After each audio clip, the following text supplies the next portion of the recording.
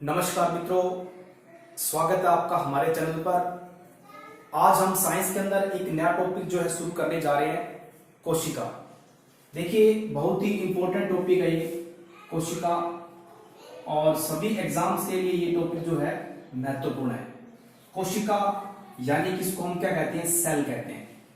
ठीक है, सेल। देखिए, कोशिका के बारे में हम विस्तार से जानेंगे इस वीडियो के अंदर। जो कोशिका है, पूरे ब्रह्मांड के अंदर जो भी सजीव है, उन सब सजीव का जो शरीर है वो कोशिकाओं से मिलकर बना है। और जितने भी सजीव शरीर के अंदर होने वाली जितनी भी क्रियाएं हैं वो सब कोशिकाओं के द्वारा संपन्न होती है। ठीक है, तो बात करें हम कोशिकाओं की, तो जो भी सजीव है, सजीव का शरीर, जो सजीव का शरीर है वो कोशिकाओं से मिलकर बना होता है। कोशिकाओं से मिलकर बना होता है। ठीक है, अगर हम बात करें कि सजीव का जो शरीर है वो कोशिकाओं से मिलकर बना होता है, और सजीव के शरीर में होने वाली समस्त क्रियाएं, जो समस्त क्रियाएं हैं, जितनी भी क्रियाएं होती है शरीर के अंदर, वो सब कोशिकाओं के द्वारा संपन्न होती है। कोशिकाओं के द्वारा जो है वो संपन्न होती है, कोशिकाओं द्वारा संपन्न। ठीक है, ये बात हुई। अब देखो इसकी परिभाषा क्या है कोशिका की, कि कोशिका प्रत्येक जो जीव है, प्रत्येक जीव जो है उसका शरीर जो है सूक्ष्म इकाइयों से बना होता है। ठीक है, तो हम लिख सकते हैं इसकी परिभाषा क्या है, प्रत्येक जीव का शरीर जो है सूक्ष्म इकाइयों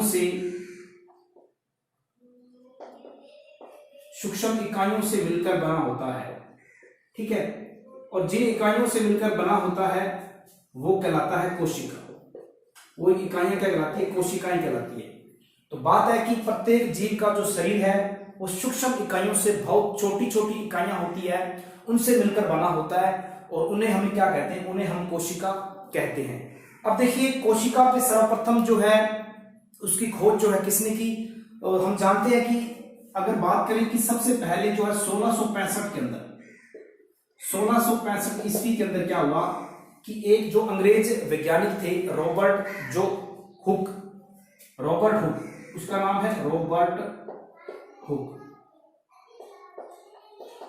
हुक महोदय ने क्या किया कि जो एक कारक थी, वृक्ष की जो कारक होती है, जिसे हम क्या कहते हैं, छाल कह देते हैं, वृक्ष की छाल की जो है पतली जो है उसने काट ली, उसको काटा, और उस पतली काट को उसने क्या, जो साधारण सूक्ष्मदर्शी थी उस वक्त, उसमें उसने क्या, उसमें खाली स्थान देखे, यानी इस प्रकार से काट ली। उसके अंदर इस प्रकार से छोटे छोटे जो है, इस कह सकते हैं हम, इस प्रकार से मधुमक्खी के छत्ते के समान थे, एक गुहाएं थी, खाली जो है इस प्रकार से सेल्स थे, बॉक्स थे।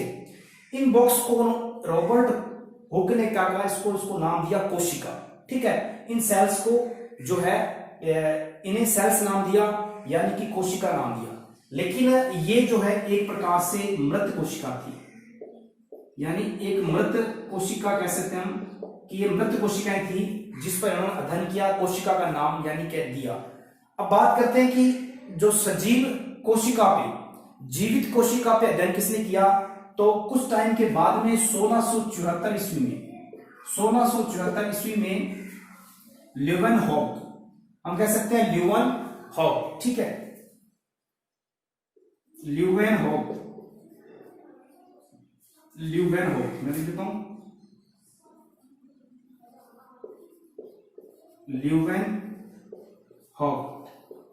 देखिए, ल्यूवेनहॉक ने क्या किया, एक जीवित, कह सकते हैं जीवित कोशिका पे अध्ययन किया। जीवित कोशिका पे या जीवित कोशिका की जो खोज किसने की, सबसे पहले ल्यूवेनहॉक ने की 1674 ईस्वी में। और कहां की, देखिए जो दांत होता है, दांत की खुरचन से, यानी अंदर की साइड में, गाल के अंदर की साइड में अगर खुरचन करें तो वहां से एक छिलका सा मतलब जो है दिखता है। तो उस छिलके को लेकर के उसने सूक्ष्म दृष्टि से मतलब उसका अध्ययन किया विस्तार से, वो थी जीवित कोशिका। ठीक है, हालांकि ल्यूवेनहॉक को हम क्या कहते हैं, फादर ऑफ बैक्टीरियोलॉजी, यानी कि जीवाणु का कह सकते हैं हम जनक, जो है जीवाणु के जनक कह सकते हैं हम। जीवाणु पर खोज की सर्वप्रथम वो की थी ल्यूवेनहॉक ने। इस पर हम आगे चर्चा करेंगे।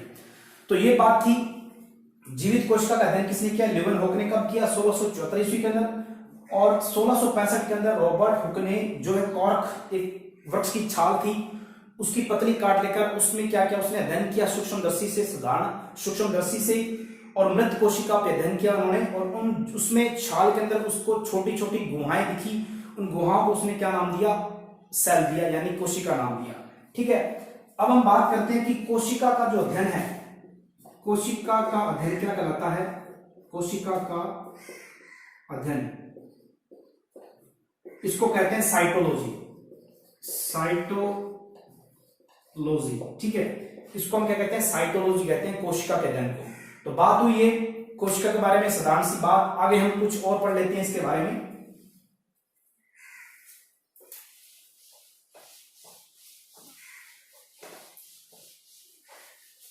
देखिए, अगर बात करें हम कोशिकीय संगठन के आधार पर, ठीक है, कोशिकीय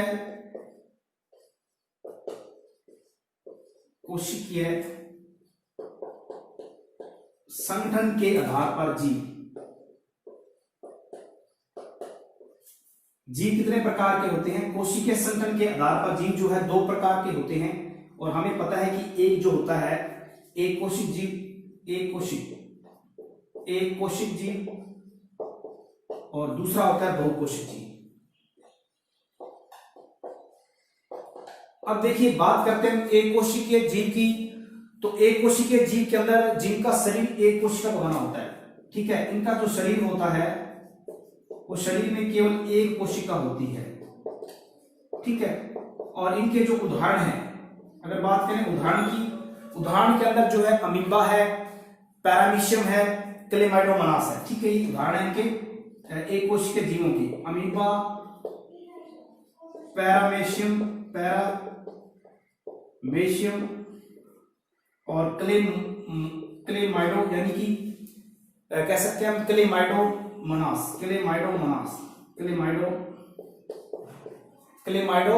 ठीक है, तो ये था क्लेमाइडोमोनास। ठीक है, तो ये उदाहरण किसके हैं, एक कोशिकीय जीव के हैं जिनकी शरीर एक कोशिका का बना होता है। उदाहरण अमीबा, पैरामीशियम, क्लेमाइडोमोनास।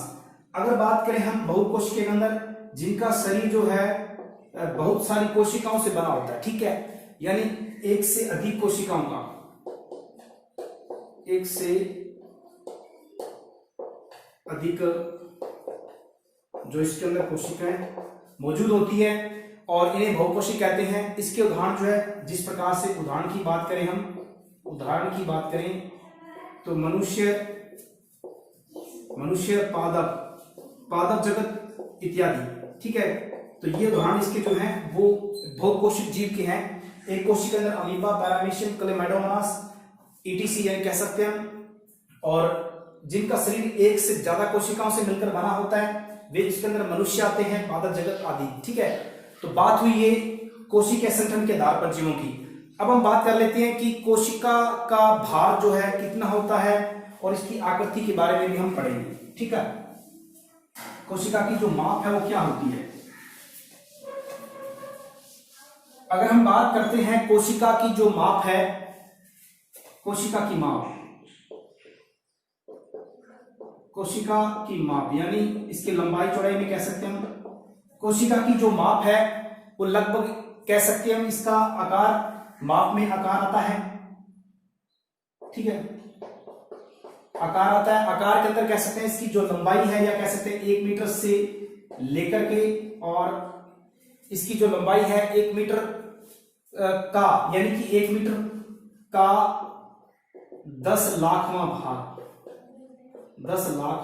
भाग से सूक्ष्म, से भी कम, यानी सूक्ष्म।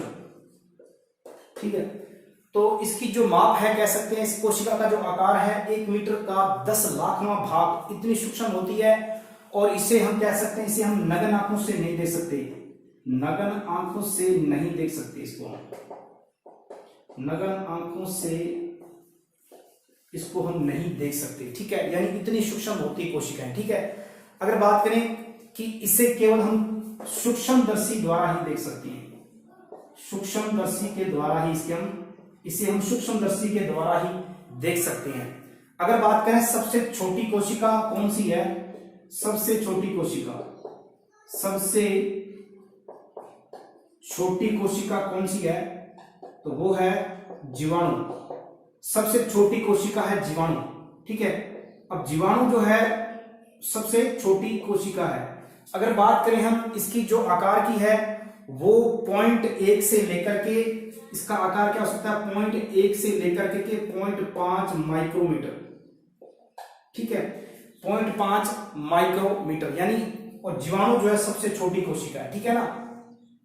अगर बात करें कि सबसे बड़ी कोशिका कौन सी है, तो बात करें हम बड़ी कोशिका की, बड़ी कोशिका में आप जानते ही हैं शुतुरमुर्ग का अंडा, ठीक है, शुतुरमुर्ग का अंडा, ठीक है। और जिसकी जो लंबाई है वो मतलब क्या है, 170 गुणा 130 mm, ठीक है। तो 170 गुणा 130 कह सकते हैं हम mm, ठीक है, मिलीमीटर। तो इसकी लंबाई चौड़ाई कह सकते हैं इस प्रकार से होती है, यानी कि इस प्रकार से इसकी आकृति है। यानी लंबाई जो है, लंबाई अगर कहें 170 है और इसकी चौड़ाई कह दें 130 है, ठीक है। तो 170 बाई 130 mm की जो है कोशिका होती है, जो कि सबसे बड़ी कोशिका मानी गई है। सबसे छोटी कोशिका जीवाणु है, जिसका आकार 0.1 से 0.5 माइक्रोमीटर तक हो सकता है। और ये इन कोशिका को हम नग्न आंखों से नहीं देख सकते, केवल सूक्ष्मदर्शी द्वारा ही देख सकते हैं, ठीक है। अब बात करते हैं कोशिका की आकृति जो है, आकृति में क्या बदलाव होता है, क्या आकृति इन कोशिकाओं की फिक्स रहती है या फिर चेंज होती रहती है, तो उन पर भी हम बात कर लेते हैं।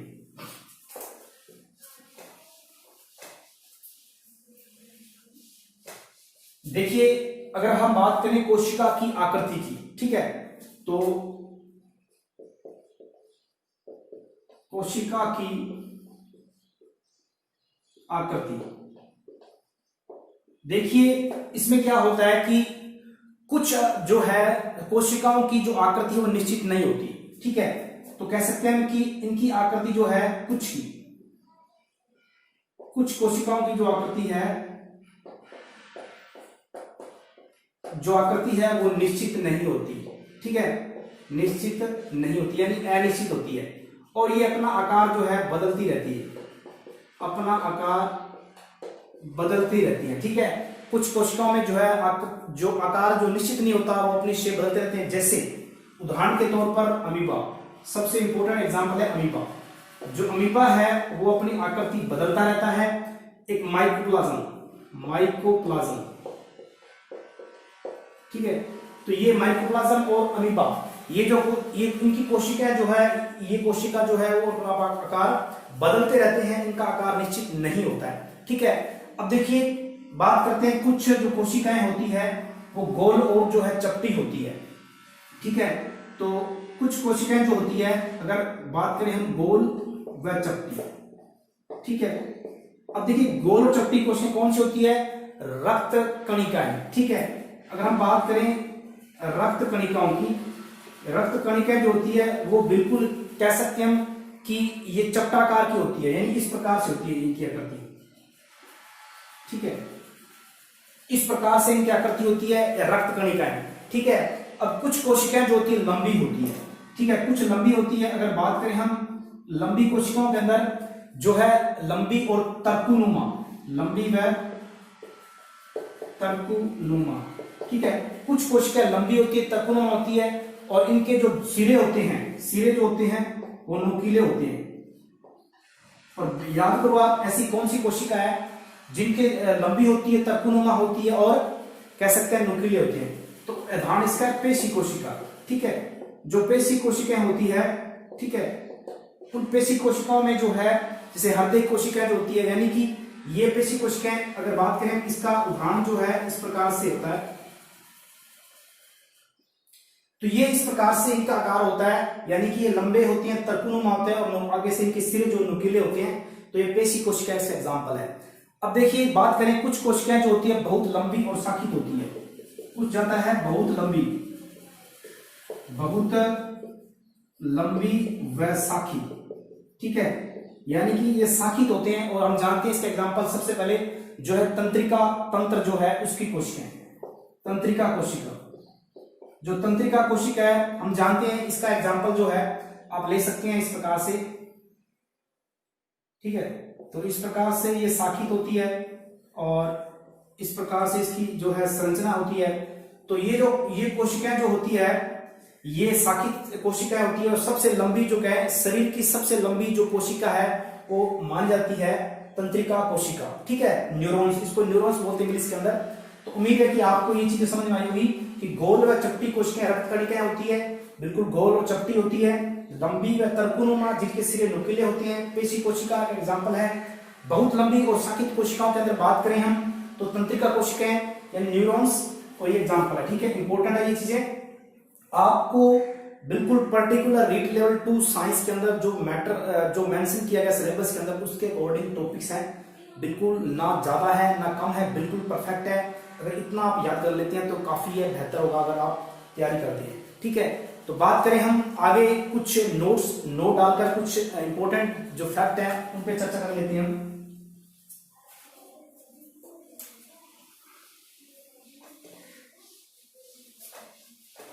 अब देखिए बात कर लेते हैं हम कि मान लेते हैं कि कुछ कोशिकाएं हमने पढ़ी, कुछ गोल हैं, कुछ चपटी हैं और कुछ जो है लंबी हैं, लेकिन ये जरूरी नहीं है कहीं भी कि बड़े आकार की जो जीव हैं, यानी कि ये कहीं भी नहीं लिखा हुआ, ठीक है, कि बड़े आकार की जो है बड़े आकार के जीव, बड़े आकार के जीव जो हैं उनकी जो कोशिकाएं हैं वो बड़ी हो, ये कहीं भी नहीं लिखा है कि अगर बड़े आकार के जीव हैं उनकी कोशिकाएं बड़ी है, छोटे आकार के जीव हैं उनकी कोशिकाएं छोटी होती है, ऐसा कहीं बिल्कुल संभव नहीं है। क्योंकि ये चीज कब डिपेंड करती है, क्योंकि बड़े और छोटे आकार पर डिपेंड करती है कि उनके कार्य संबंध, ठीक है। तो केवल उनका बड़ा या छोटा जो आकार का संबंध कह सकते हैं हम, वो उनके कार्य से, तो जो आकार का संबंध है उनके कार्य से, ठीक है। जैसा अगर उनका बड़ा कार्य है, अगर वो अंग बड़ा है, बड़ा कार्य कर रहे हैं उस अंग से, तो उसकी कोशिका डेफिनेटली बड़ी होगी। अगर छोटा कार्य उस अंग से हो रहा है, उस कोशिका से हो रहा है, तो कोशिका वो छोटी होगी। जुड़ने की हाथी बड़ा है उसकी कोशिकाएं बड़ी होगी और चूहा छोटा उसकी कोशिकाएं छोटी होगी, ऐसा संभव नहीं है। अपने अपने हर जीव के अपने कार्य के हिसाब से कोशिकाओं का आकार जो होता है, ठीक है। अब देखिए हम बात करें कि प्रत्येक एक बात हो रहा है कि जो कोशिका है, कोशिका जीवों की संरचनात्मक व क्रियात्मक इकाई है, ये बहुत इंपॉर्टेंट है। जो कोशिका है सजीवों की, ये अक्सर प्रश्न पूछ देता है एग्जाम के अंदर, कोशिका सजीवों की संरचनात्मक व कार्यात्मक इकाई है, कार्यात्मक इकाई है, ठीक है।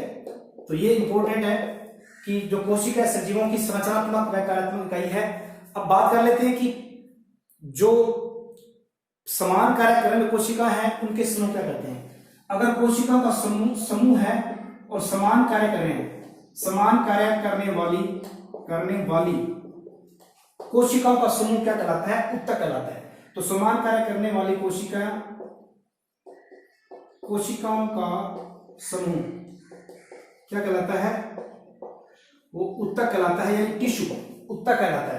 अगर वो समान, जिस प्रकार हाथ की सभी कोशिकाएं समान है, तो ये उत्तक जो है वो हाथ, यानी जो भी अंग है वो हाथ कहलाएगा। अगर बात करें हम समान कार्य करने वाले उत्तकों के समूह कहें, अगर उत्तकों के समूह कहें बिल्कुल समान कार्य कर रहे हैं, उत्तकों के समूह क्या कहलाएंगे, अंग कहलाएंगे, ठीक है। और अंगों से पूरा कंकाल बनता है, विशिष्ट तंत्र जो है पूरे शरीर का निर्माण होता है। तो ये बात हुई कुछ इंपॉर्टेंट फैक्ट्स की। अब हम बात कर लेते हैं कोशिका सिद्धांत जो है किसने दिया था, इंपॉर्टेंट है कोशिका सिद्धांत पे, अक्सर प्रश्न एक पूछ लेता है।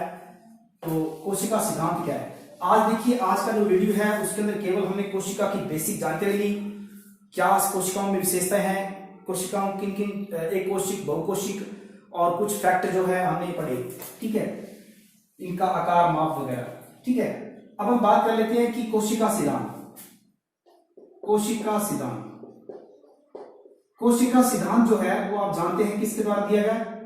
कोशिका सिद्धांत जो है 1900 अगर बात करें 38-39 के अंदर, 1938-39 के अंदर दो वैज्ञानिक थे।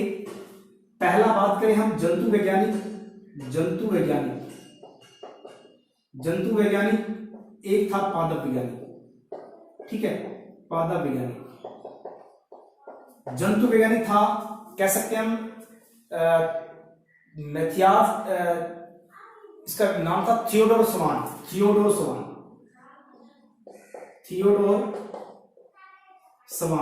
ठीक है, और दूसरा था मैथियास सलीडन। ठीक है, ये दो वैज्ञानिक थे, इन्होंने कोशिका सिद्धांत दिया। अब देखिए कोशिका सिद्धांत जो है उसके अंदर क्या क्या बातें थी, हम उस पर चर्चा करेंगे। तो सबसे पहला जो इन्होंने कहा था कि प्रत्येक जीव का जो शरीर है वो एक या अनेक कोशिकाओं का बना होता है। तो एक एक फैक्ट जो इन्होंने दिए थे उसके अकॉर्डिंग लिख रहा हूं मैं कि प्रत्येक जो जीव है, प्रत्येक जीव का शरीर एक या एक से अधिक, ये एक या अधिक कोशिकाओं का बना होता है, कोशिकाओं का बना होता है। ठीक है, तो ये पहला इसका फैक्ट था। अब देखिए आगे हम बात कर लेते हैं। देखिए बात दूसरा इसका टॉपिक ये है कि जो कोशिका है वो सभी जैविक क्रियाओं की मूलभूत इकाई है। जो कोशिका है, कोशिका जो है वो सभी जैविक क्रियाओं की, सभी जैव क्रियाओं की मूलभूत इकाई है। ठीक है, जितनी भी क्रियाएं होती है सब कोशिका के द्वारा कंट्रोल होती है। तो दूसरा जो टॉपिक है कोशिका सभी जैव क्रियाओं की मूलभूत इकाई है। ठीक है, यानी सजीवों के अंदर होने वाली जितनी भी क्रियाएं हैं वो सब कोशिका के अंदर संपन्न होती है। यानी इसमें लिख सकते हैं कि सजीवों में सभी होने वाली जो क्रियाएं हैं, सजीवों में सभी होने वाली क्रियाएं जो है वो कोशिका के अंदर ही संपन्न होती है। ठीक है, तो कोशिका के अंदर संपन्न होती है। ठीक है ना, तो ये दूसरा इसका बिंदु था। अब कोशिका जो है आनुवंशिक इकाई है, मतलब ठीक है ना, जो कोशिका है आनुवंशिक की इकाई है। ठीक है ना, आप समझते हो आनुवंशिक, ठीक है ना, आनुवंशिक इकाई है क्योंकि आनुवंशिक जो गुणों का स्थानांतरण जो है वो हम जानते हैं कोशिका के अंदर केंद्र होता है, उसके अंदर गुणसूत्र होते हैं, तो जीन्स वगैरह उसके अंदर पाए जाते हैं। तो कोशिका जो है आनुवंशिक इकाई है। ठीक है ना, तो ये है क्योंकि इसके केंद्र में क्या आनुवंशिक पदार्थ पाया जाता है। ठीक है ना, तो ये इसका तीसरा बिंदु है। चौथा बिंदु जो है नई कोशिकाएं जो है पूर्व उपस्थित कोशिकाओं से बनती है। ठीक है ना, जो नई कोशिकाएं जो है पूर्व कोशिकाओं से बनती है। नई कोशिकाएं जो है पूर्व कोशिकाओं से बनती है। ठीक है, तो ये इस सिद्धांत के जो ये सिद्धांत था जो कि कोशिका सिद्धांत 1938-39 में दिया गया जंतु वैज्ञानिक थियोडोर सवान और पादप वैज्ञानिक मैथियास सलीडन के द्वारा। पहला बिंदु प्रत्येक जीव का शरीर एक या अधिक कोशिकाओं से बना होता है। दूसरा बिंदु कोशिका सभी जैविक क्रियाओं की मूल इकाई है, मतलब कोशिका सजीवों में अंदर होने वाली जितनी भी क्रियाएं हैं वो सब इस कोशिका के अंदर संपन्न होती है। कोशिका आनुवंशिक की इकाई है। ठीक है ना, और नई कोशिकाएं जो है वो पूर्व कोशिकाओं से ही बनती है। ठीक है ना, यानी कि एक कोशिका से दो कोशिका, 2 से 4, 4 से 8, इस प्रकार से ऐसे कोशिकाओं का निर्माण होता रहता है। ठीक है ना, अगर हम बात करें एक अपवाद के अंदर, ये केवल जो इन गुणों यानी कि इनमें से एक अपवाद है, ऐसा एक जीव है कह सकते हैं हम जिस पर ये बिंदु यानी कि ये सिद्धांत नहीं लागू होता। अपवाद में मैं बता देता हूं क्या है। अपवाद के अंदर उम्मीद है कि आपको ये इसका स्क्रीनशॉट आप ले सकते हैं। तो अपवाद के अंदर क्या है, कोशिका सिद्धांत में विषाणु यानी कि वायरस, ठीक है ना। अब वायरस की जो है, वायरस एक ऐसा मतलब क्या है कि इसकी कोशिकीय रचना नहीं होती, ठीक है ना। इसका अपवाद क्या है, कोशिका सिद्धांत में अगर अपवाद की बात करें तो विषाणु है, वायरस, ठीक है ना, वायरस। अब वायरस है क्यों, क्योंकि इसकी कोशिकीय रचना नहीं होती, इसकी कोशिकीय रचना नहीं है, ठीक है ना। तो इस पे सिद्धांत कैसे लागू होगा। और दूसरे और क्या है इनमें, जीवाणु, एक जीवाणु है और नीलहरे शैवाल, नीलहरे जीवाणु और नीलहरे शैवाल, इन शैवालों पर भी यह सिद्धांत लागू नहीं होता। क्यों नहीं होता, वजह इनकी है क्योंकि इनका स्पष्ट जो है केंद्रक नहीं है, ठीक है ना। इनका सिद्धांत क्यों लागू होता, क्योंकि इनका स्पष्ट केंद्रक नहीं है, ठीक है ना। इनका स्पष्ट केंद्रक नहीं है, केंद्रीय झिल्ली का अभाव है, ठीक है ना। और केंद्रीय झिल्ली का क्या है, अभाव है इसके अंदर। तो केंद्रीय जो झिल्ली होती है, हम आगे बात करेंगे इसके बारे में, क्योंकि केंद्र की चारों तरफ एक झिल्ली होती है, वो झिल्ली इसके अंदर नहीं है, ठीक है। और इसके अंदर जो केंद्रीय पदार्थ जो है, जो इसके अंदर केंद्र पदार्थ होती हैं, जैसे एग्जांपल तौर पर एक विशिष्ट कोशिका के अंदर जैसे कि माइटोकॉन्ड्रिया है, गोल्जिका है, ये सारे जितने पदार्थ होते हैं इन्हें हम कहते हैं केंद्रीय पदार्थ जो होते हैं। वो इन जीवों के अंदर जो है वो इनके कोशिका द्रव में विस्तृत रहते हैं। केंद्रीय जो पदार्थ हैं मतलब क्या है, कोशिका द्रव में विस्तृत रहते हैं। केंद्रीय पदार्थ यानी कि एक केंद्र के अंदर जो, जैसे एग्जांपल तौर पर डीएनए वगैरह है, जो क्रोमोसोम्स या फिर हम कह सकते हैं जो आनुवंशिक पदार्थ होते हैं, वो सीधे इसके अंदर विस्तृत रहते हैं, ठीक है ना। तो कोशिका द्रव में विस्तृत रहते हैं, क्योंकि केंद्र होता नहीं, इस पर एक कोशिका है तो इसके अंदर क्या है, तो यहीं पर क्या है कि विस्तृत रहते हैं। उम्मीद है कि आपको आज वाला टॉपिक जो है पसंद आया होगा और अच्छी तरह समझ में आया होगा। और अगर क्लास आपको अच्छी लग रही है तो वीडियो को लाइक भी करें और अपने ग्रुप्स के अंदर शेयर भी करें, और हो सके तो चैनल को सब्सक्राइब करें। धन्यवाद।